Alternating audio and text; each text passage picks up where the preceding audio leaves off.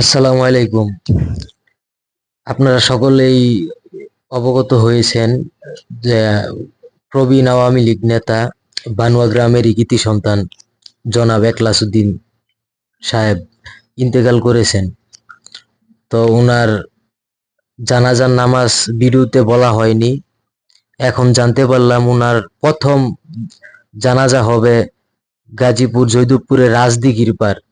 আসলে আপনারা সকলেই জানেন বর্তমান সময়ে আওয়ামী লীগ সরকার পতনের পর আমরা যারা আওয়ামী লীগ করি তারা কঠিন সময় পার করছি। বিনা দোষে আজকে আমরা দোষী। আমাদের তৃণমূল পর্যায়ে আজকে মামলা দিয়ে রাখছে, হাজার হাজার লক্ষ লক্ষ মামলা আমাদের নামে দিয়ে রাখছে। তো আমরা জানাজা দলের যারা আছি বিশেষ করে তারা জানাজায় হয়তো সবাই উপস্থিত হতে পারবে না।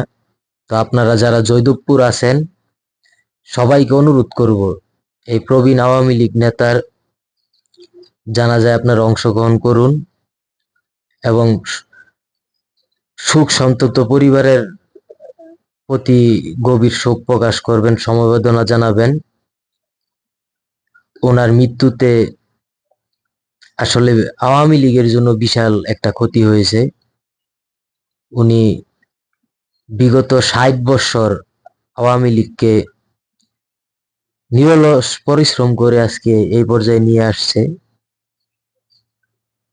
আমরা তার জন্য দোয়া করি, মহান আল্লাহ তাআলা যেন তাকে জান্নাতের সর্বোচ্চ মাকাম দান করেন।